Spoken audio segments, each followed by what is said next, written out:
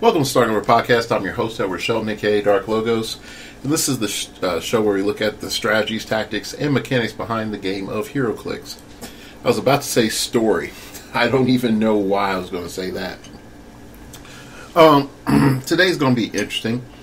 I'm going to sort of give you all a brief channel update / life update.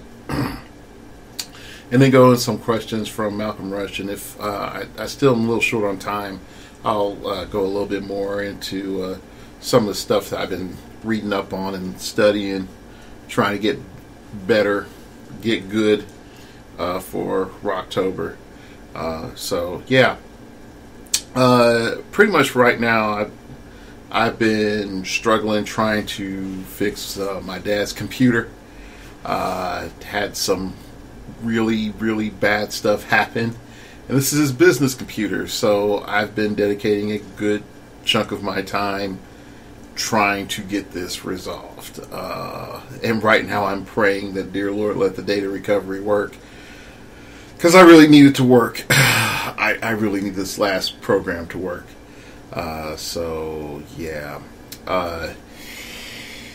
Not only that, it's just there's just tons of other things, like personally right now just trying to juggle, and mainly one of them is possibly being an uncle again, which is a thing, and just a lot of stuff like going on around my house or the house I live in. So there's that, and then even I've had some technical difficulties trying to get my stuff together, and just that's the best way of putting it, just my own technical difficulties. So the last few weeks have been rough, and then also to be honest with you, the game is really it's not dead right now, but it's at that lull, and it's in a lull that it's a mediocre lull, which is the worst to have. And here's why. If everything is in a lull and you're like, all right, well, the meta set, we know how it is, let's go. That's really like, okay, you know what type of games you're going to be playing for a while, and if you're content with that, that's great. Or, well, we got our sets. There's some funny, weird upsets that you can, play out. But that's about it. Like, that's what I would call like a high lull. Yeah, high lull.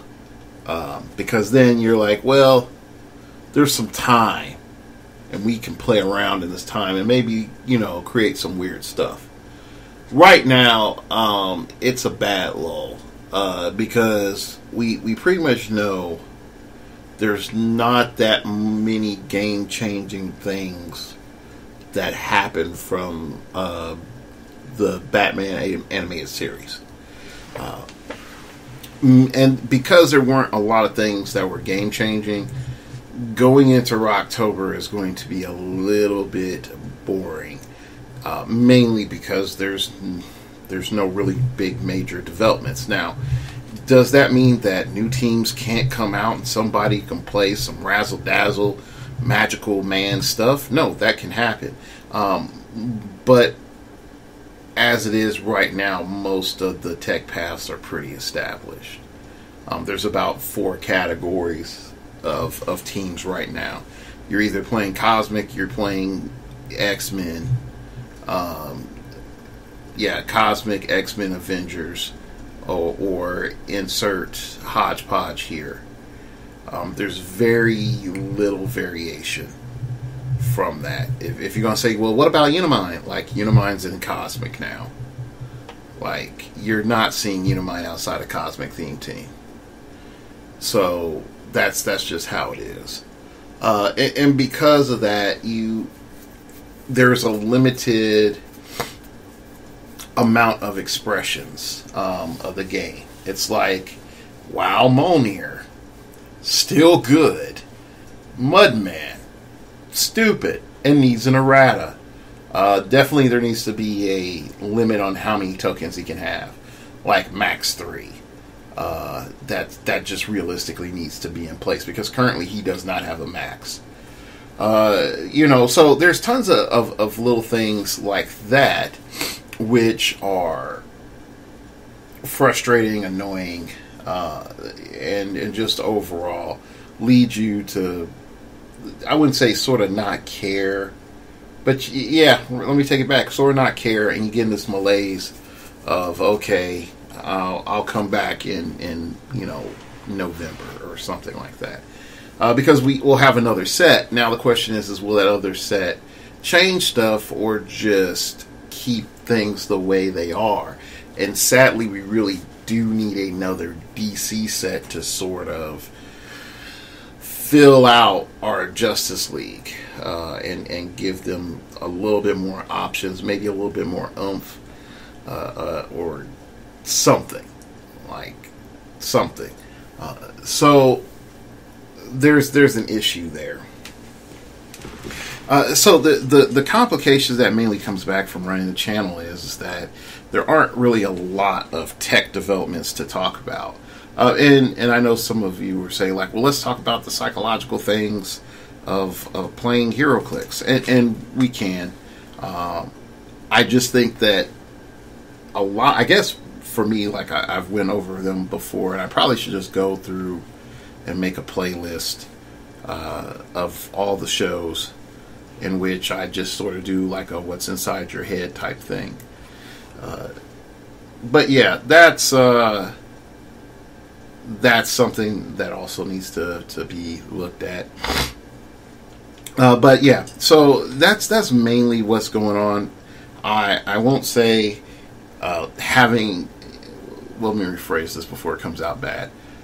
Having the lack of darn you WizKids rage creates a new state of mind for me to be in which I'll have to adapt, of sort of saying like, hey, it's all not bad, but man, without this rage, it doesn't really drive me. I need the rage to fuel me, to fuel my ambitions. So yeah, so that's part of it. So also, I've been in my attempt to make my kung fu and my Phoenix Nest members kung fu a bit better. I've watched a lot of Evo. Now, some of you might say Evo was a couple of weeks ago. And it's like, not on the internet. Evo is perpetually today. And is there a new person I can watch? Can I watch another round with Little Majin playing King? Can I watch Sonic Fox and the Dragon Ball Z finals going against Goichi and them summoning the freaking Shinron twice in their 2 sets? Oh gosh, yeah. And I know some of you might be saying, well, Dark Logos, why are you watching Evo? And the main reason I watch Evo is that you learn a lot about strategies, tactics, mindsets. You can look at personal tells in the players' faces. And you can learn a whole lot about human nature from Evo. Mainly in terms of composure. Having intensity and composure. When you look at a lot of the players, when they have the camera on them during the matches, you can see their face, and some of them, are hard reads. Some of them are a lot better reads. But the main reason you can look at it from a HeroClix player perspective is, since you don't constantly have to look at a screen, you can look at your opponent, and reading your opponent is also important. So I've been doing that, but also just looking at like real life tactics that people deploy in Street Fighter, Tekken, Dragon Ball Z Fighters, and I don't know if I'm going to go into Soul Calibur, because the soul still burns, but I'm afraid if I go back into Soul Calibur, I'll never return. That's the same thing with me with Tekken as well. I have Tekken, and I got into Injustice because it was way better than I thought it would be. Injustice 2, that is. But, and it's a big but, and there ain't no lie, I am a Tekken fiend. Like, Tekken 3 in undergrad, my boys and I, we would stay up late on Friday and Saturday nights to 3 in the morning playing Tekken, and just like doing our little wagers and stuff on who's going to win the next round. And I got a stick, like years ago, I got a stick to play Marvel vs. Capcom 3. And it, of course, it was a Tekken stick, and it was for my PlayStation 3. No, it was for my Xbox 360. And what sucked is that even though a stick can be way better for you in terms of technicality, like, it just wrecked my tendons. I couldn't form a fist and hold stuff while I was like seriously practicing and playing with the stick, so I had to sadly give up the stick. And I have to be a pad player, which in the fighting game community just makes you a chump to most people. So, but anyway, going back from Dark Logo story time, I love fighting games, and I love the tactics that it brings out, and that you for a brief moment are a optimized maximum, alpha human, and that can just beat up other people, and there's no cops coming. You can fully just whoop up on people, and that's also one of the reasons why I like heroclix too, because you can whoop up on people and there's no cops coming because you didn't do any physical harm. So anyway, so there's a lot of stuff going down, and there's some other things of me trying to change employment, other issues as well. So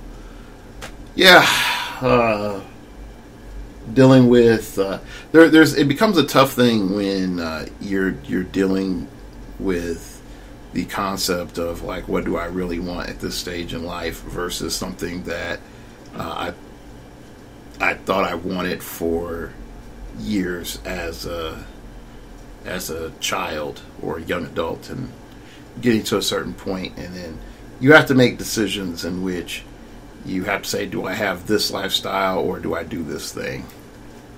And so I'm sort of in the middle of doing that too. So alright, so Malcolm Rush sent me some cool questions, and I'm going to just sort of go through them, and we're going to see how this goes. Alright, so first off, you asked me is what's my favorite non-comic book based movie, TV show, video games, and books, and why. Pretty much, I hate to say it like this, when it comes to books in particular, I had a coworker of mine comment that he's never seen me read a work of fiction, and sadly, when I look at like my reading history for like the last,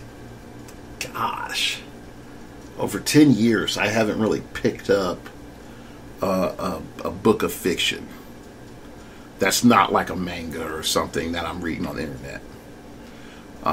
I really just don't have an interest in most written fiction. Not because my imagination can't formulate the characters, because it can. It's just I tend to rather, if I'm reading, and I guess this is the inbreeding of the current, educational system. If I'm reading and I have a book in my hand, I mainly want to educate myself. And so I'll read a lot of like philosophy or self-help or theology type books. But I really don't read any like fiction. So yeah, but then movies, I'm also bad because I'm not going to bemoan anybody that does or does not do this. There was a point in which I had to say on a lot of different things, like, okay, this is not my worldview. I don't think I can tolerate some things in this movie or in this show because they completely just disrespect my worldview. So I'm just not going to give them money or time. I'm not going to protest or be mad about it, but I'm just not going to give them my time. So that's sort of taken me out of like a lot of different movies, and it's probably one of the main reasons why I don't really watch a lot of movies. And realistically, I hate to say this, well, I have like movie psychic powers. I really do. I have seen enough stuff over the years and how unoriginal modern television is and modern movies that I already know what's going to happen. They're like, oh, here's this little clue. Unless they just straight out lie and they use untrustworthy narrator, which I feel untrustworthy narrator as a methodology is very poor writing. But that's just my viewpoint. Unless it's literally like this is the only thing that the narrator could know. Versus there's a difference between me saying like narrator as like the voice of the universe versus character or main character narrator. Main character narrator can always just be blind to things, but we're living vicariously through the main character narrator. But like the voice of the world narrator, when that sucker lies to you, I hate that. That's just crappy writing. So I really don't watch a lot of non-comic book based movies. And then also, like, I'm dealing with this right now. I subscribe to Netflix. I mean, not Netflix, to Amazon Prime, because I got 30-day trial of that because I accidentally activated it. Because I've been writing my Amazon account for over 7 years without activating Prime, doing a 30-day trial ever. And pretty much what's ended up happening is for Amazon's very limited selection of music and movies, for that like first 2 days, I found myself sort of just sitting in front of the screen watching like shows and movies. And, like I watched Valerian, which I could understand why people didn't like that movie. But it was like good visually, but I can understand why people just didn't like that movie. There was too many things like, that's stupid. That doesn't make sense. Why anybody would think this. So, yeah, I really am not... Like, a lot of my world, when I think about it, is based around comic books or manga or theology or philosophy. Even the stuff like I watch on YouTube. But if it comes to video games right now, my grand existential love crisis is Endless Space 2. I have to make a rule for myself. I can't play this game during the week because I can't stop. Like it's crack. It's crack to me as a person who could be a megalomaniac if given enough power. And that's sort of telling. And so to have like a whole universe, or not universe, at least enough star systems to bow to your will. And I play big universe. I play big star systems. So there's at least 4 other factions in there when I play that have like really good territories and stuff. And because I like playing that type of game where it's like build up your main home world. You got people that you got mutinies you got to put down. Like you have to build up your military. But hey, they're not really attacking me. Do I really need to build up a military? Can I just like see what I can get away with economically? Like that was my last game. My current game I'm working on is just the entire early game. I was just like, well, I'm in a big universe and no one's attacked me, and I disable pirates. So, all right, I'm gonna go over here and set up a colony. All right, no one's coming. All right, I'm gonna send these ships out there to keep exploring. And I found another good planet. Does it have a rare mineral? Okay, it has a rare mineral. I'm gonna set up another colony. My race gets a bonus and just keeps finding luxury items. So yeah, I'm gonna set up a colony here because it has like 4 luxury items. Yeah, and I didn't build military for at least like serious military at least till turn 40, which in endless space is a long time. It's a long time, and it's I guess it's like a turn. I forgot what it is.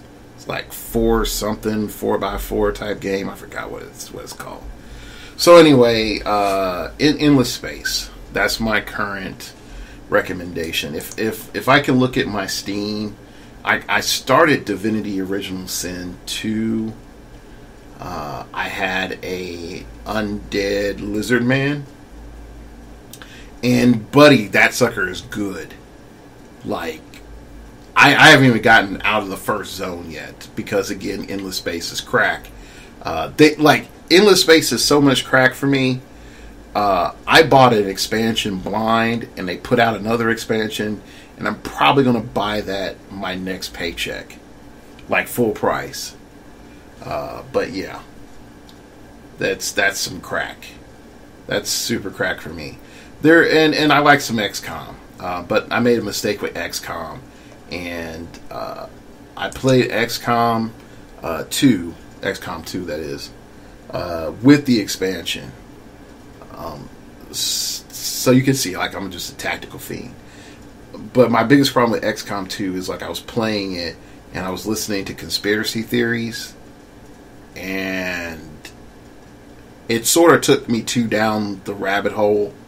And when your dreams feel real and things are talking to you, and you like the whole entire thing makes you start questioning reality, that's when you're like, all right, I need to stop and put myself back in the matrix so I can stay sane. So yeah, I those are some things I like. I got Jordan Peterson's 12 Rules for Life, but I haven't started reading it yet. But yeah, I'm probably going to check that out here soon. I was going to check out his Maps of Meaning book, but that sucker was just too expensive.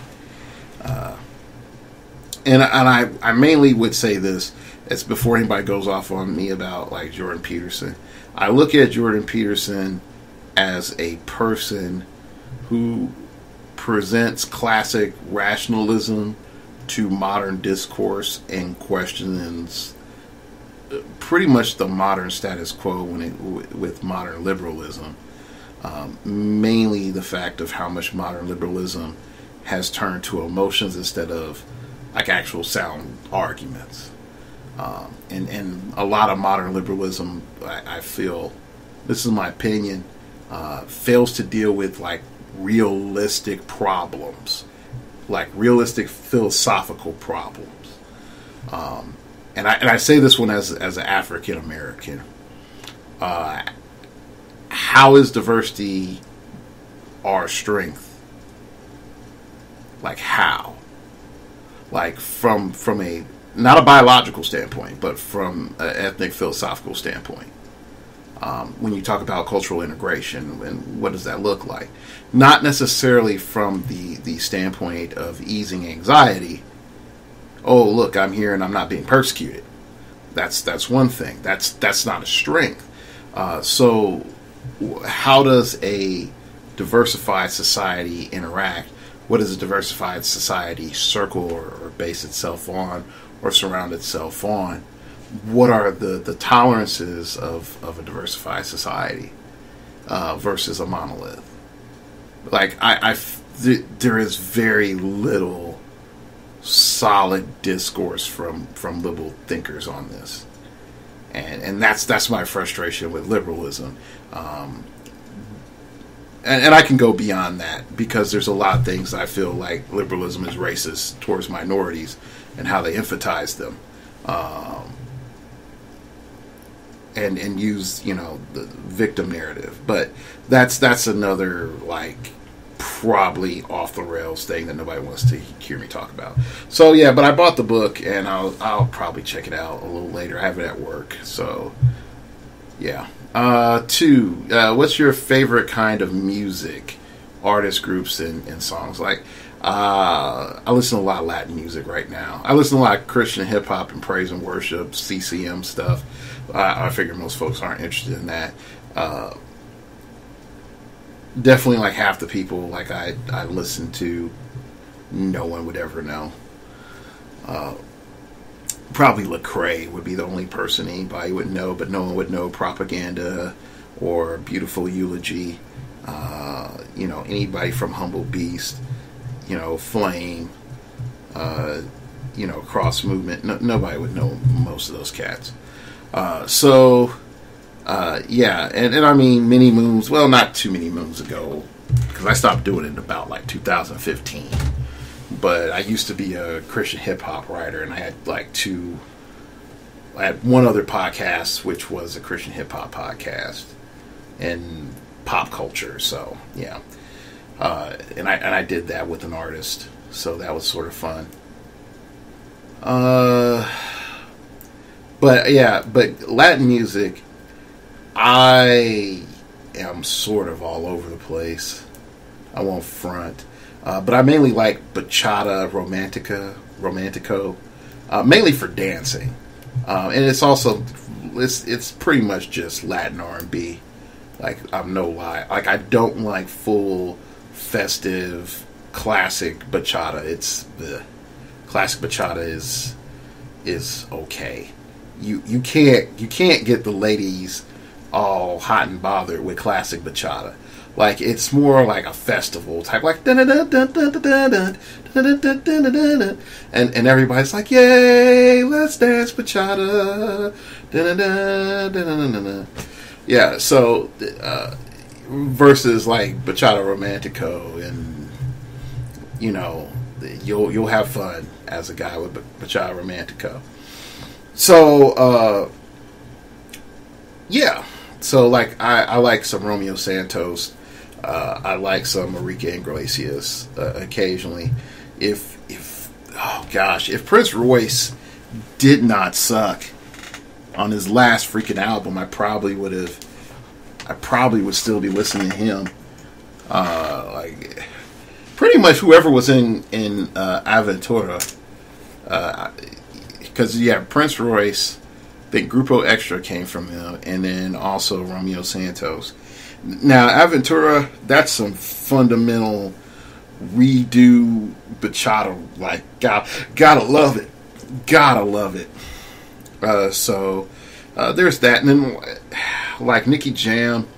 Nicky Jam is hit or miss. Same thing with Daddy Yankee. There's times where I'm like, oh yeah, that's great. And then other times I'm like, nah. And I know somebody be like Pitbull, but nah, man. I'm really not a Pitbull fan. Even with the Taxi song, I'm not a Pitbull fan. Now, ladies like the Taxi song, but I'm not feeling the Taxi song. So yeah, if you know anything about Latin music, what I said completely made sense. But if not, yeah, you were just as lost if I was talking about Christian hip hop. So there you go. And I'll be honest too. I feel like a lot of those modern pop culture music is sort of trash. And the main reason I say that, I know someone's going to be offended. It's you don't like the Taylor Swift? Yeah. I don't like Bees and Hoes. I don't really like hearing that all the time. I really don't like hearing about my chain and my watch and my ride for 50 different songs. I don't want to hear about how many women you bang. Even though, hey, that happens in the Latin music, but I don't understand that. So yay, I get to be oblivious and I don't get to hear it. And I don't feel that there's any depth outside of I'm pissed off and I'm offended and now I'm going to get back at you because I'm the author of the song.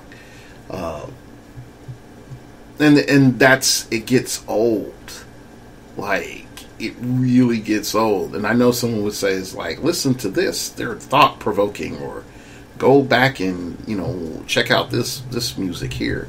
And I get it. There's probably some Imagine Dragons song out there that I would love or something like that, but I just don't have the time for it. If I enter my normal Friday night non-salsa club, I probably heard all of the music and I'm not impressed. Like, the only thing it'll do is get the chick to dance with you. Like, that's about it.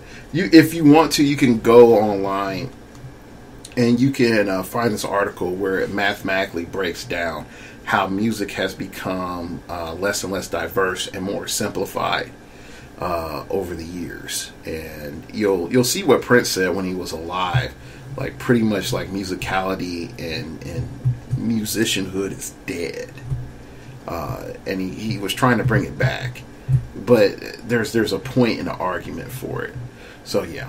All right. Let's go to question number 3. Tell us something about yourself that most listeners don't know about you. Oh wow. Like, I didn't prep this. This is me trying to get a show up, people. Oh gosh. What most folks don't know about me. I've been pretty candid. That's actually the funny thing. I've been pretty candid. Now, I haven't given out my home address. I'm not that candid. It's like, come send mail to me at yeah. Oh man. I'm trying to also find something that's not like creepy or embarrassing. Because then they're like, oh man, Dark Logos. What's up with him?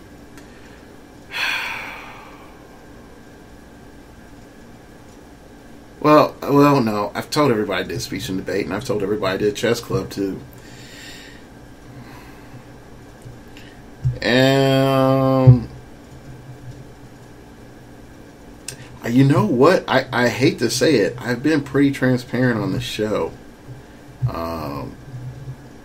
That I don't think there's anything that's just like, that's not like creepy or like way out of place that I haven't told anybody on the show. So I really don't have an answer to this question. So that's sort of sad. Well, maybe it's not, because then you at least know, like, hey man, we know who Edward is. Like, because I specifically led with my name on purpose, sort of like, come at me, bro. Like it's not that deep. Like, if you want to talk, I'm a person. I'm not a handle. I'm a person first and a handle second. So, yeah. What's your pet peeve? I have a bunch. I guess my main one right now is when people become self-absorbed, and they just can't like let things go. And I guess that's somewhat, you could say, like, your faith background teaches you to forgive people, Edward, and I would say yes, but also in particular, okay, well, here's something that a lot of people may not know about me. So we're going to merge two questions. All right, so when I did speech and debate, you would think that it's filled, like in high school and college, you would think it's filled full of people that are understanding and like to expand their intellectual thought process and dig deep into the myriad of ideologies and break things down. Nope. No, it's not. It's full of very biased people. Very biased people. And it's doing speech and debate was one of the main times in which I could say I was persecuted for my faith, heavily for my faith, and a lot of during that time I had to start developing argumentations outside of the outside of the competition space. So like to more put it like this, like I had a Letterman jacket, and I lettered in speech and debate because I got a white letter because I had a state championship. So there weren't a lot of people with white letters running around my school until like my junior year, where the football and the soccer team both won the state championship. And so then the white letter was just like, our class is pimp, screw you. But anyway, before I like derail myself, so on my letter jacket it said Edward Preacher Man Shelton, because everybody called me Preacher Man. So when there was no hiding it when I went to tournaments, and most folks knew who I was because I was winning. And when you're winning, people find little things to nick at you and attack you to make them feel equal to you or you're superior. That's why I find whiners and nitpickers, to me, usually indicates that they're weak people. Just does. It just does not sit well with me.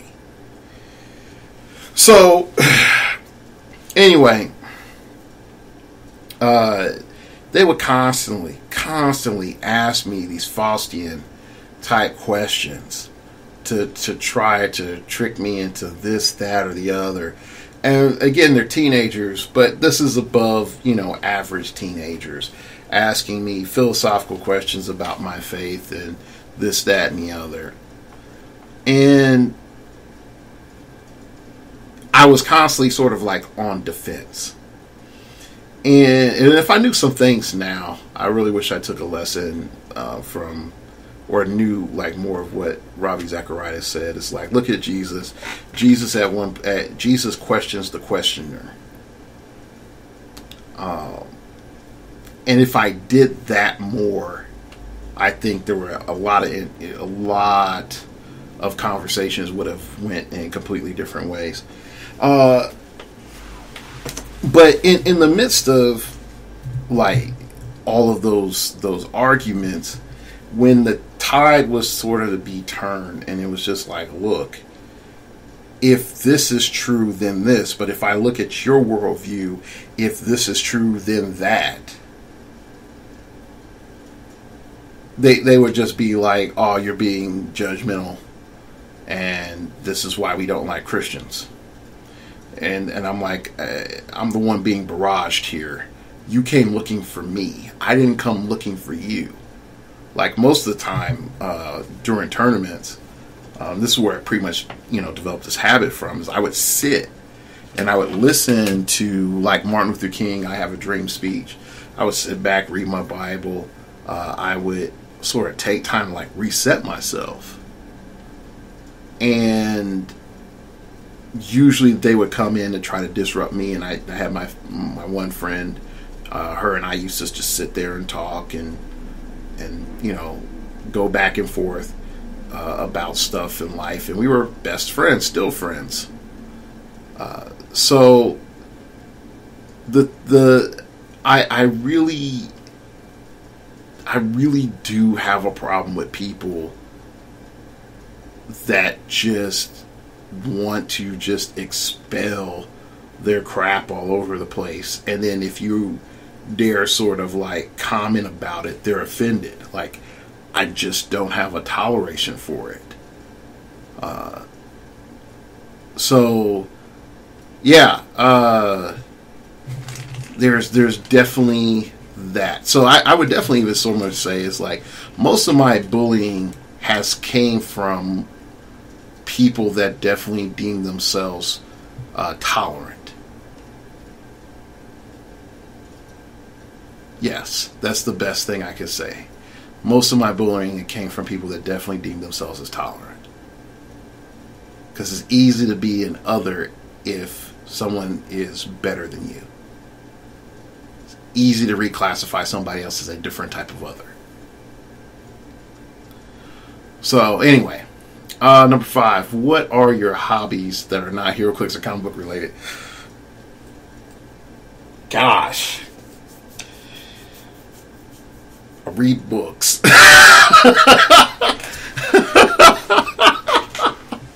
I really hate to say that. Like, I think Solomon sort of summed up, I guess, my own folly.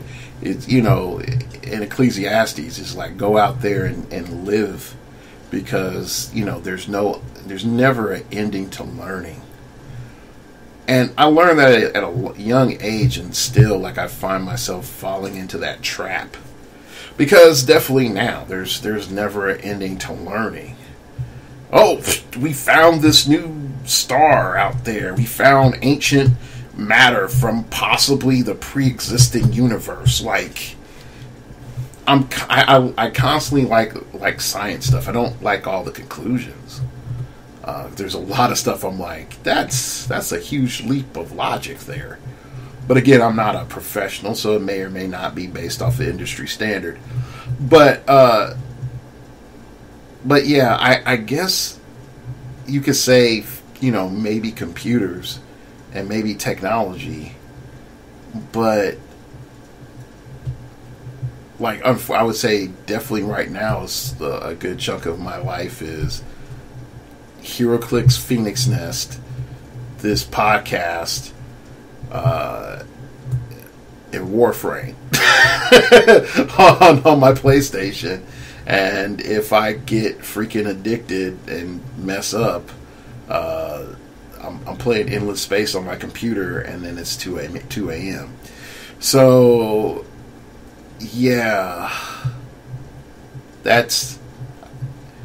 I appreciate the question, because it actually sort of unfolds as like Edward Shelton. He is a two-dimensional person. I hate to make my nephew a hobby. I'll say that. I would feel bad if he came back like years from now. I was like, let me listen to my dead uncle. And then he finds this that, you know, I viewed him as a hobby. Then he'd be like, oh, Uncle Edward, what's up with him? You could say Latin dancing is a hobby. I look at Latin dancing as a hobby and also as a means to an end. I use it as a means to meet women, and also as like, hey, I'm a nice guy and I'm interesting, which most women translate nice guys as, oh, he's behaviorally moderate and he's non-threatening, but he's boring as hell, and so I won't go out with him. So I usually try to pair up as like, I'm a nice guy, mildly cultured, and if you want some excitement, I could take you to the Latin club and make you feel like Dancing with the Stars. So yeah, there's that. Number 6, what country have you visited or want to visit? Alright, I have only visited Mexico. And that was by incident, because I was on a cruise and I got off the boat to go buy some, what I come to find out is very cheap vanilla. Like dirt cheap vanilla. I didn't know how expensive vanilla was until I came back with that bottle. So I bought what looks like a big old whiskey bottle of like Wild Turkey or whatever the hell it is. I don't drink, so I don't know. So of vanilla. Paid like $6 for this, man.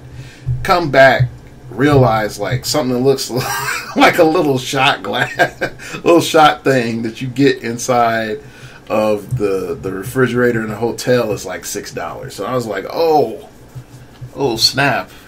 I got a dirt cheap deal on some good vanilla, and it was good. But that was many moons ago. But yeah, But yeah, I haven't been to any other countries. Now, I want to. I want to go either to Europe or to South Africa to go win their national championship.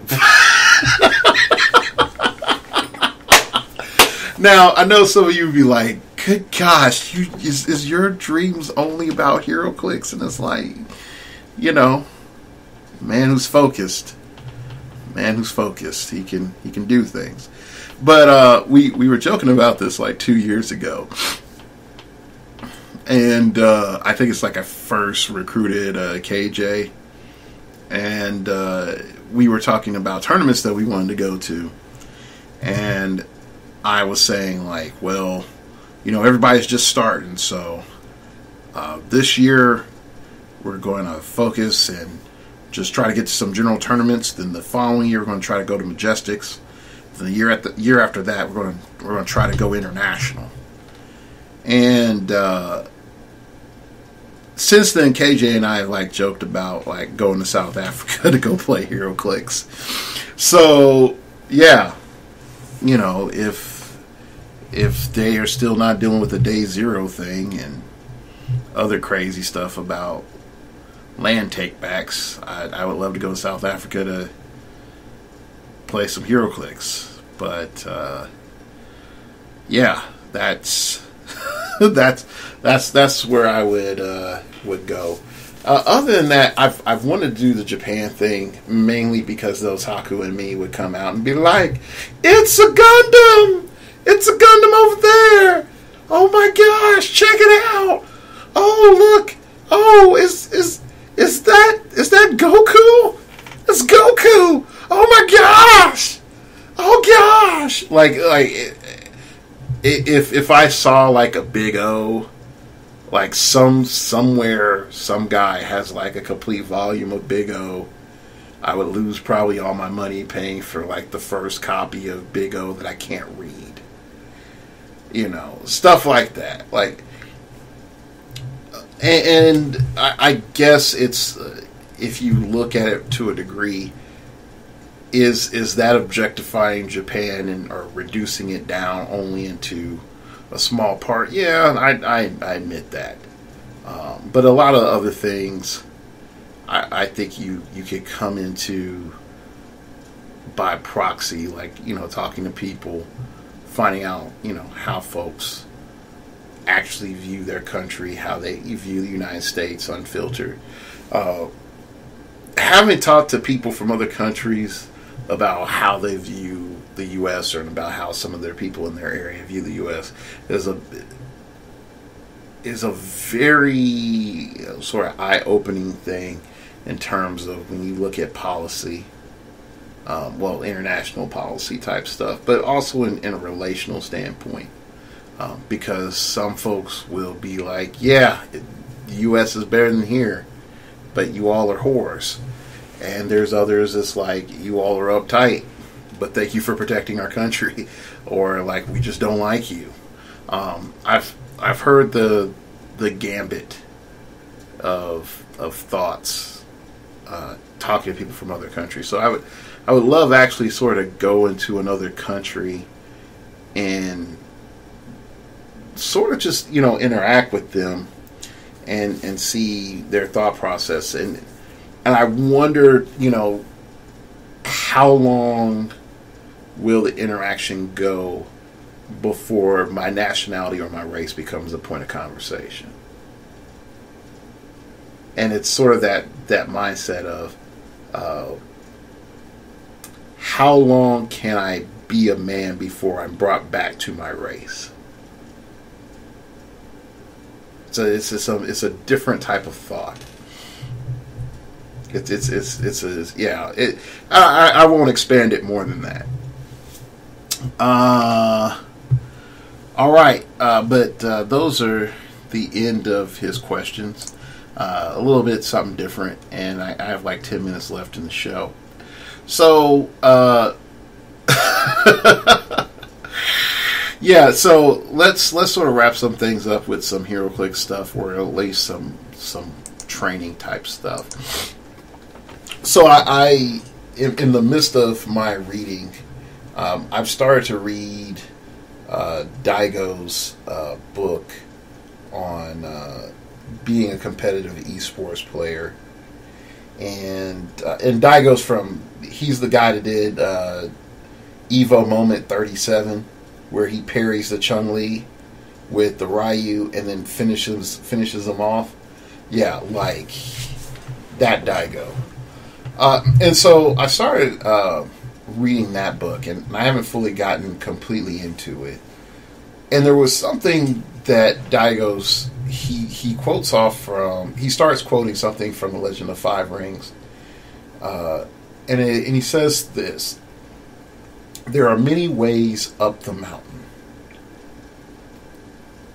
And I took a moment back, and I took a moment and stepped back, just so not took a moment back.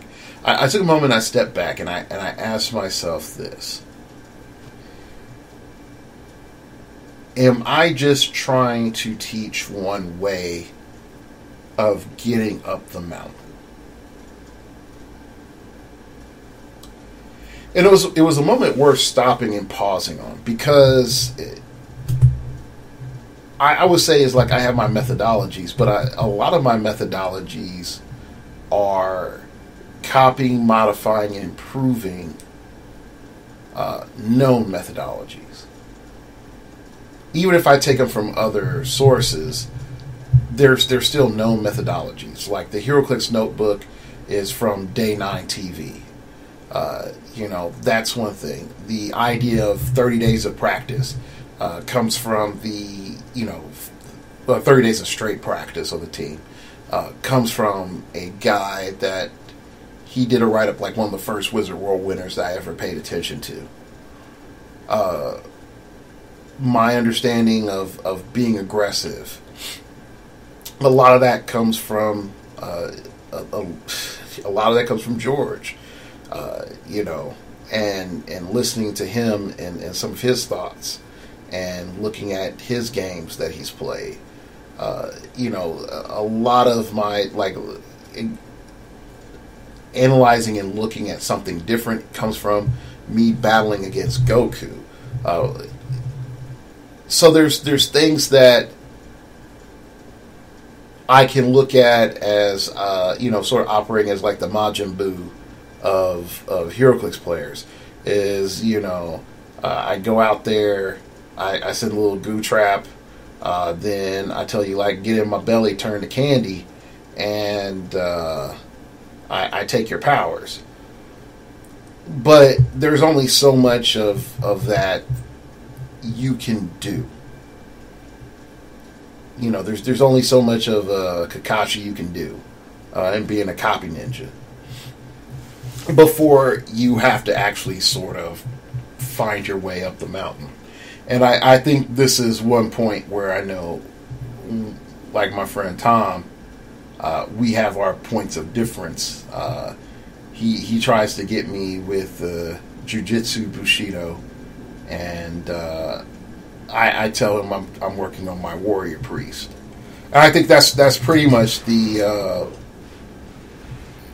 that's sort of the different thing in which I'm working on, is even sort of expanding it lately into being the sort of the prophet, priest, king sort of thing. But it's a different mindset to get up the mountain. But when you expand that and you start asking yourself is, all right, how do these different types of actions or different types of mindsets provide you the tools up the mountain? And then the next question is, how long does it take for you to get to the top? Or can you get to the top? And last but not least, you have to ask yourself, does that path lead you to desire the top? Or do you get something else?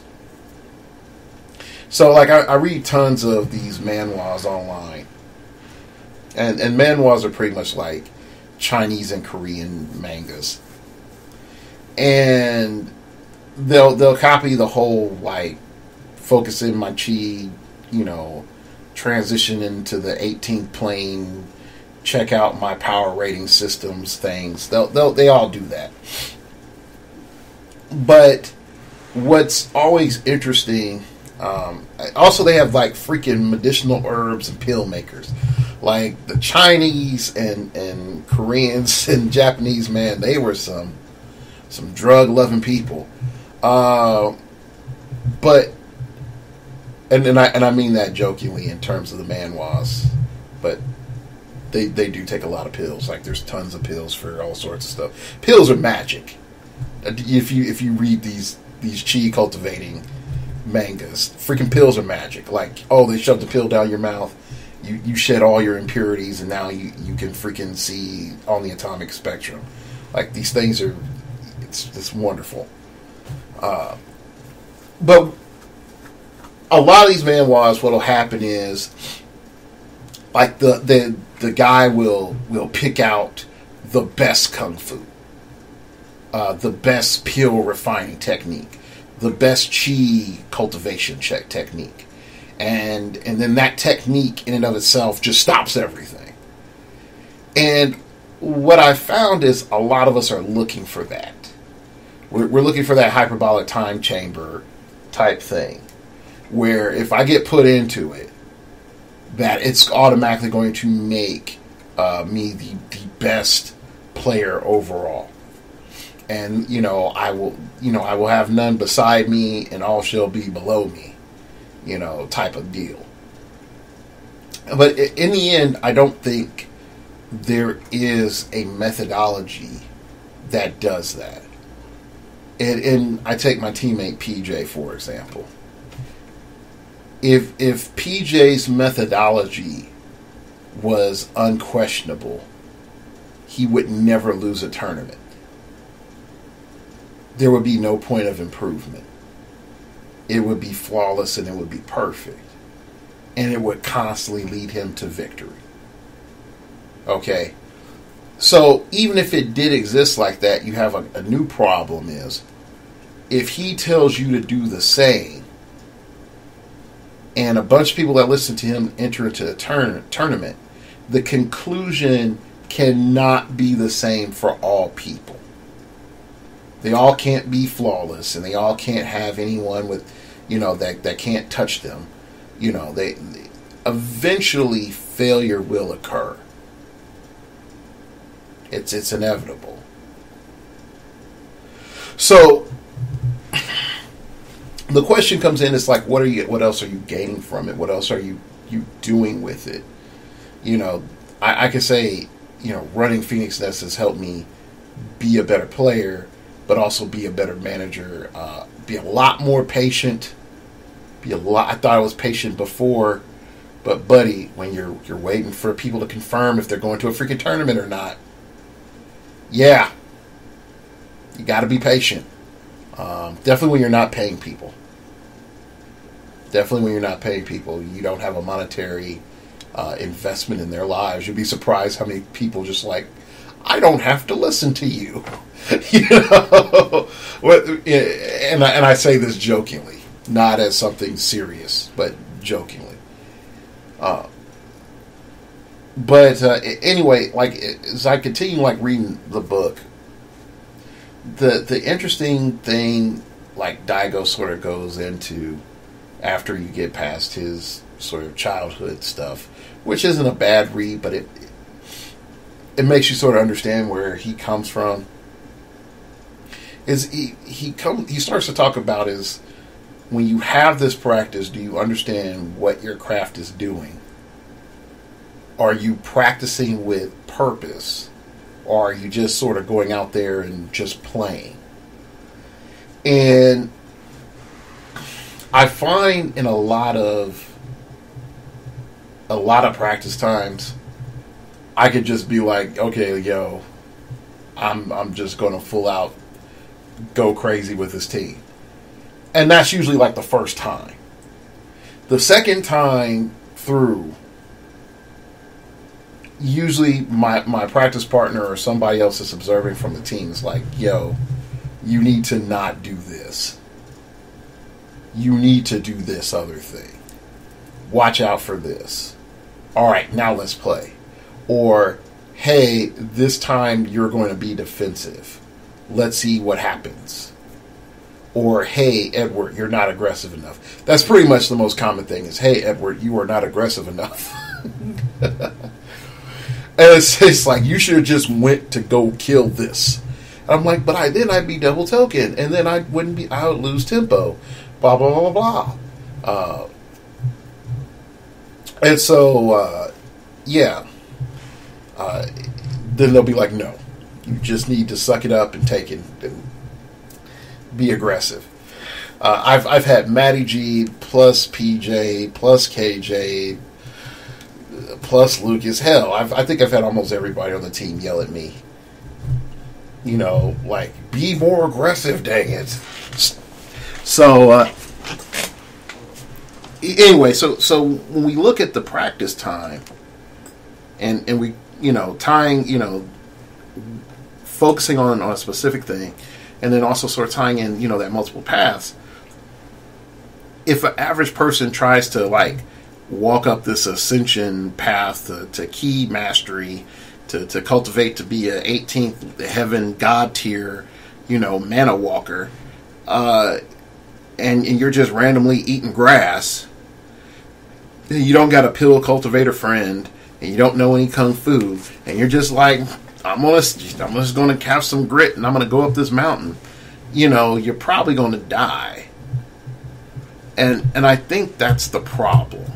I think that's a problem in terms of looking at some of the quality of players, and then also looking at quality of some of the teams. This is not me throwing shade. I just want to make that clear. This is not me throwing shade and secret jabs at teams. Okay? And I don't have anybody specifically in mind while I'm saying this either. There's like a general group of players that I'm just mindful of. Is what ends up happening, I could say, is like, I've seen players just like pop on the scene. It's like, hey, look, I got somebody's secret kung fu. Now I'm gonna go fight. Yeah. And then they do well. It's like, yeah, that's what happens. I just keep stealing kung fu, and then that's how I'm gonna be good. I'm gonna be the kung fu thief. And then they go against a real practitioner of that kung fu, and they get their head stomped in. And they're like, but what happened? I was the kung fu thief. And it's just like, yeah, but you didn't put the time in. You didn't look at anything. You didn't tweak anything. You just went online and did what Patrick told you to do. And Patrick wasn't even playing at his best. And you thought that you got the best thing possible, and you got Patrick at 45%, and you went against somebody else 100, and you thought you were winning. Or you have your average player in your venue where it's just like, well, I don't know what to do, and I'm not ever going to go online, because if I go online and get the information, then that just would make me a net decking loser. Well, you can go online and get the information on the teams and understand how they work. Doesn't necessarily mean make you a net decking loser, but you can start to see where I'm going. There are too many paths that lead up the mountain, that lead to bears and freaking poisonous mushrooms and like freaking bandits. You don't have the right tools, let alone the right class to go up the mountain. And I see that as the problem now. Well, let me say as the problem. Like there's no other problems.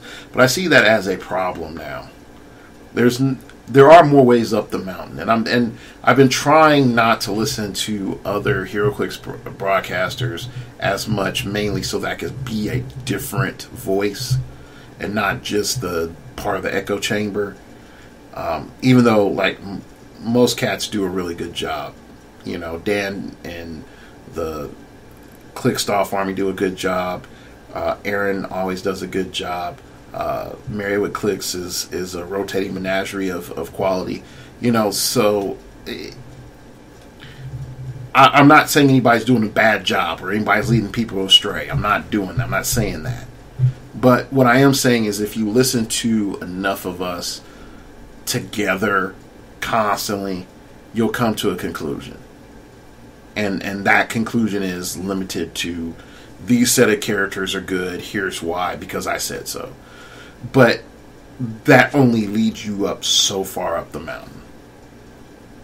And if you're trying to have some greater successes, you're going to have to like get a good class, get some freaking good, pills to cultivate your chi, and better know some good kung fu if you plan to get to the top. And I don't think any of that is impossible, but I do think that most people do not have the stuff equipped to perform well in this game anymore. And I think that's sad, because there's a grand illusion of what it takes to be competitive, and I don't think a lot of people really understand what it does take to be competitive. So I'll end this with sort of a guy. I'm not going to endorse the guy, but his channel is good. And so this guy's named Rob TV, and he's a Street Fighter player. And again, like I said, I've been watching a lot of Evo and a lot of fighting game stuff. So I came across the brother, and I was like, all right, cool. Let me see what you're about. He beat Low Tier God in the E Challenge house. So, and I hate low tier God's punk butt.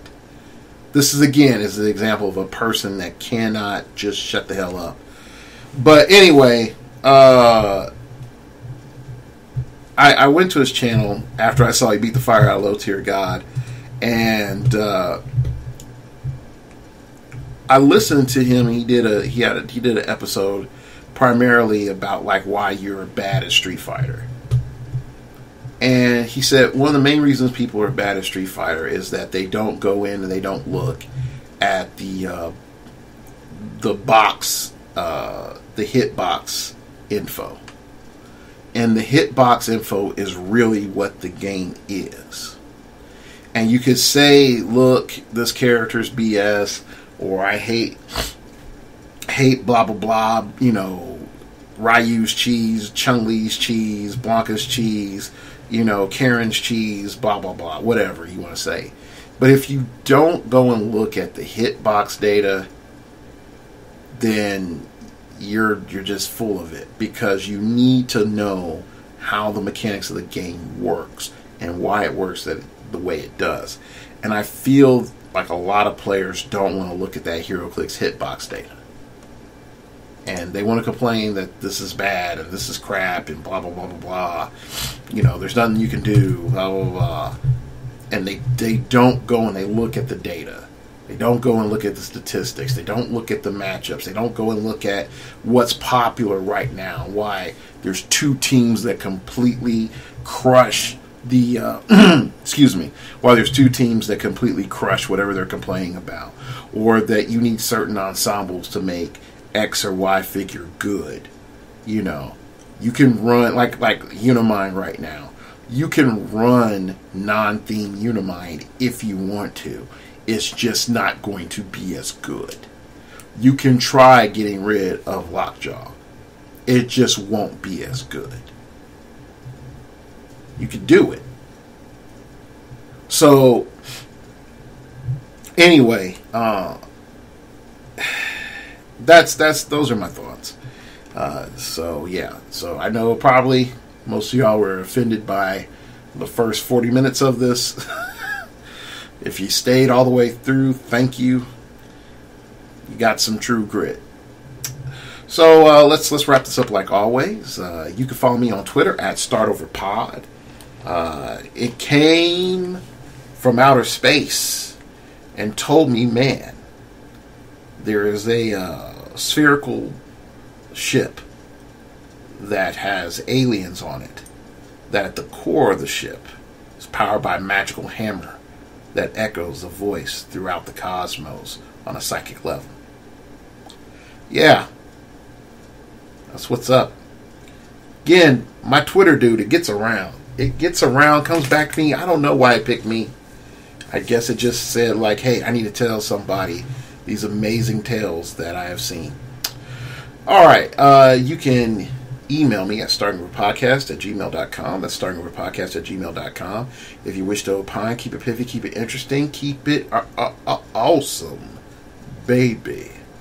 Let me know what you think about this lull, what you're doing to get over it, or are you just like, hey man, kids are going back to school. I finally have time for this game. So whatever it may be, just email me and let me know.